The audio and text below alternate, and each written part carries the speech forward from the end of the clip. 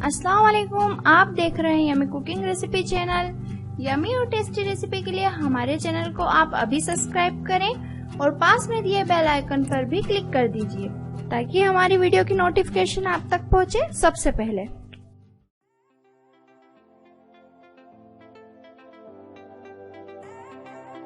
आज हम बनाने वाले हैं मूंग की दाल के भजिए। ये भजिए इन मौसम में डबल स्वाद कर देते। इस मौसम को बेहतरीन बनाने के लिए इतना काफी है कि हम ये जान लें कि भजिए बन रहे हैं तो बस खुशी का माहौल ही बदल जाता है घर में। तो देखिए यहाँ पे मैं आपको बता देती हूँ मूंग के भजिए बनाने के लिए क्या क्या लिया है। तो सबसे पहले ली है हमने 300 ग्राम मूंग की दाल, जो मैंने ऑलरेडी भिगा दी थी। ये करीबन 5 घंटे भिगने के बाद ये इस तरह की दिखेगी और मैंने इसको अच्छे से पूरा पानी इसका जो है वो निथार लिया है। काफी सूखी हुई और अच्छी और इसी तरह की लेना है हमें। इसके बाद हमें चाहिए आलू, जो कि मीडियम साइज के थे। मैंने इसको बॉईल करके मैश कर लिया है। चलिए दूसरी और जो चीजें सूखे मसाले हमें लगने वाले हैं वो भी मैं आपको बता दूं। ये है थोड़ा सा काला नमक, और जो हमारे रेगुलर यूज में आता है वो नमक है, वो अपने टेस्ट के अकॉर्डिंग आप कम ज्यादा कर सकते हैं। मैंने 1 चम्मच लिया है। और थोड़ा सा लिया है मैंने यहाँ पे गरम मसाला, जो कि घर का पिसा हुआ है, ये 1 चुटकी है। और लिया है यहाँ पे मैंने सौंफ और जीरा, जिसको मैंने भून के कूट के और पीस लिया है बारीक, तो वो इस फॉर्म में है। और 1 चम्मच हल्दी, और रेगुलर मिर्ची जो हम यूज करते हैं हमेशा, तो वो ली है मैंने 2 चम्मच। तो ठीक है, पहले हम इस दाल को सबसे पहले ग्राइंडर में डाल के पीस लेंगे और बिना पानी के हमको इसको पीसना है। पानी यूज नहीं करना है पीसने में। देखिए हमने इसे बिना पानी के पिसा है और बहुत बढ़िया पिसा गया है। ये सभी दाल को हमने अच्छी तरह पीस लिया है। अब हम इसमें जो बताइए मैंने आपको सारी सामग्री डालेंगे। और लिया है हमने यहाँ पे थोड़ा सा पुदीना और थोड़ा सा हरा धनिया, जो दोनों को हम इसमें डाल देंगे। और जो जो चीजें मैंने आपको बताई है वो सभी हमने इसमें डाल देना है। हमने इसमें आलू भी डाल दिए।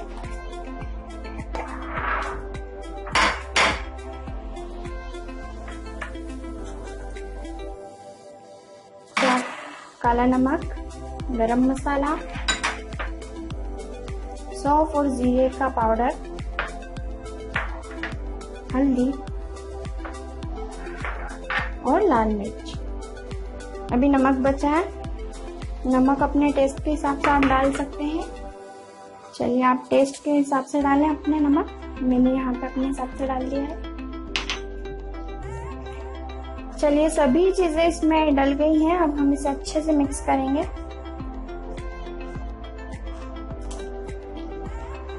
मौसम के हिसाब से अगर पकोड़ों की खुशबू पास में चले जाए तो वो सब पूछने आ ही जाते हैं कि वाह क्या बन रहा है, इससे इतनी अच्छी खुशबू आ रही है। तो ये इतनी बढ़िया चीज तो शेयर करने में भी मजा आता है। तो जरूर ट्राई कीजिएगा आप। और ये मौसम की खास फरमाइश होती है, हमें इसे अच्छे से मिलाना है।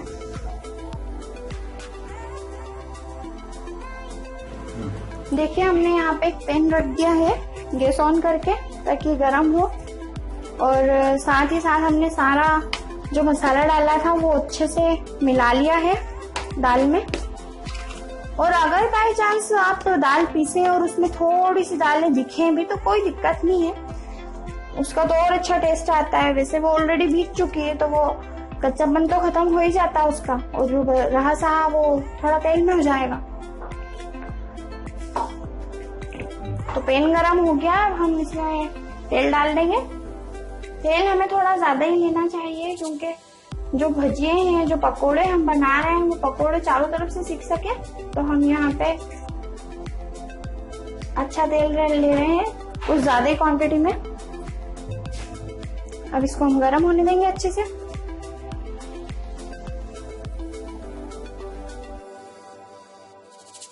देखिए तेल अच्छे से गर्म हो चुका है। आप जैसे कंफर्ट फील करें, चाहे तो हाथ से डाल लें, आप चाहें तो चम्मच भी ले सकते हैं। मैं यहाँ पे हाथ से डाल रही हूँ।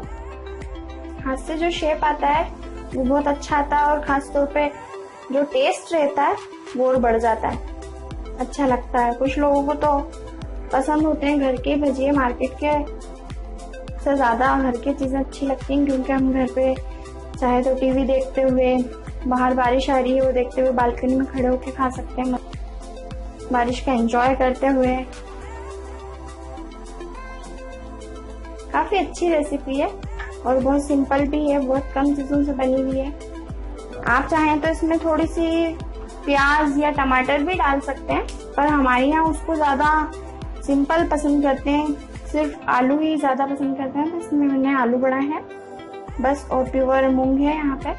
उड़द भी यूज़ करते हैं, कुछ लोग पसंद करते हैं उड़द की दाल मूंग की दाल के साथ, तो वो यूज़ कर लेते हैं। भिगाते समय अपन डाल सकते हैं उड़द की दाल, पर मैंने यहाँ पे सिर्फ जो मूंग की धुली दाल आती है वही इस्तेमाल की है। बस अब हम थोड़ा सा स्पेस रहने देंगे। और ये जो है सभी एक बार के भजिए सभी डल चुके हैं, हम इंतजार करेंगे।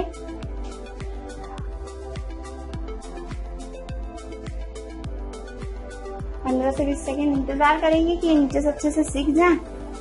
और गैस जो है वो मीडियम पे ही रखना है हमको। और उसके बाद हम इसे पलटेंगे,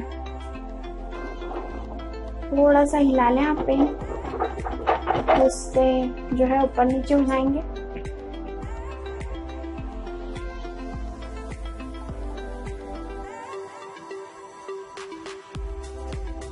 देखिए खुद ब खुद नीचे से जब सीखे तो उन्होंने अपनी जगहें छोड़ दी और अच्छे से तेल में तिलने लगे, मतलब कि चारों तरफ से सीख रहे हैं। हम और हिला देंगे इनको थोड़ी देर, बस अब इनको तेल में होने देंगे।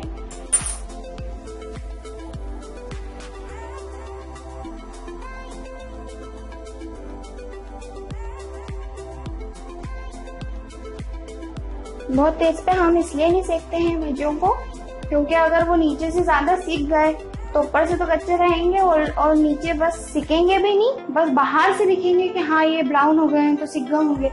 हम उनको निकाल देते हैं, जब टेस्ट करते हैं तो पता चलता है कि अरे यार अंदर से तो थोड़े कच्चे थे। तो इसमें जल्दीबाजी नहीं करें आप, थोड़ा सा रुक जाए और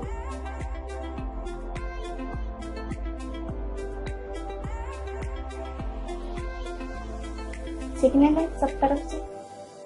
आपके यहाँ बारिश हो रही है नहीं पता नहीं, पर हमारे यहाँ तो बहुत अच्छा पानी गिर रहा है और बहुत शानदार खुशबू आ रही है। और उसके साथ पकोड़े, सोने पे सुहागा हो गया।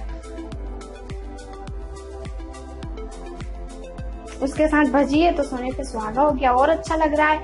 और एंजॉय करेंगे हम अपनी फैमिली के साथ। तो आप भी एक बार ट्राई करें और एंजॉय करें, इस खूबसूरत मौसम को और खूबसूरत बनाएं अपनी इस रेसिपी के साथ। 5-7 मिनट में ही बहुत अच्छे हो गए हैं। मीडियम पे ही रखा था तेल, इसलिए थोड़ा सा वक्त लगा, पर कोई बात नहीं, ये अच्छे से सीख गए हैं।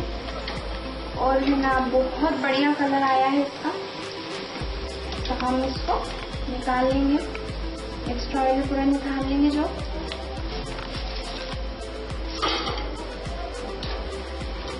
बहुत बढ़िया कुरकुरे टेस्टी, आप आवाज सुन सकते हैं।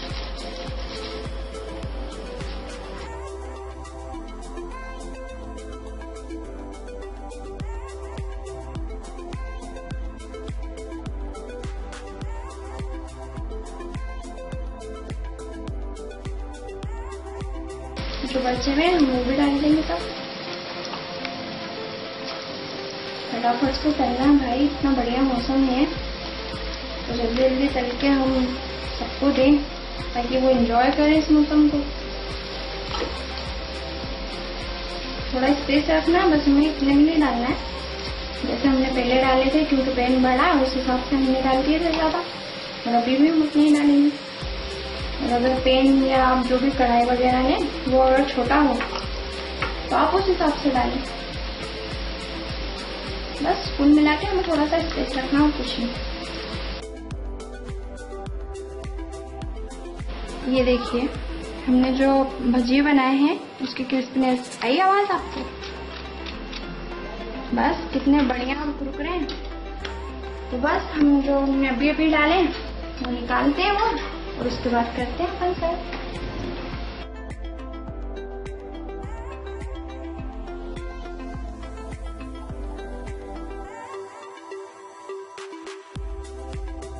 जो दूसरी बार के भी हैं जो बनके तैयार हो गए। अब हम इन्हें भी निकाल लेंगे।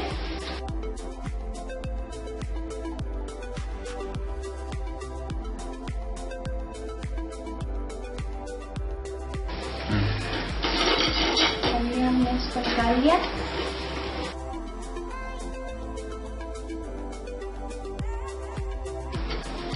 अब टाइम है इसको सर्व करने का। तो भजिए तैयार है और हमने देखा आपने कितनी जल्दी बना ली है और बहुत शानदार और बहुत अच्छे टेस्ट के साथ हम बहुत जल्दी फ्री हो गए। आप देखिए मैंने इसमें नींबू रखे हैं। आप चाहें तो इसके अलावा आप जो हरी चटनी वगैरह यूज करना चाहते हैं वो भी इस्तेमाल कर सकते हैं। मैंने सॉस लिया है और टेस्ट के लिए थोड़ा सा नींबू, ताकि मैं ऊपर से निचोड़ के इसको यूज कर सकूं। और उसका रस है जो बहुत शानदार रहता है और उसका टेस्ट डबल कर देगा वो। तो आप जब भी सर्विंग प्लेट में नींबू वगैरह रख के और अच्छा सॉस वॉस अपनी टेस्ट के अकॉर्डिंग, चाहे तो हरी चटनी जिस तरह से आप सर्व करना चाहें इस्तेमाल कर सकते हैं।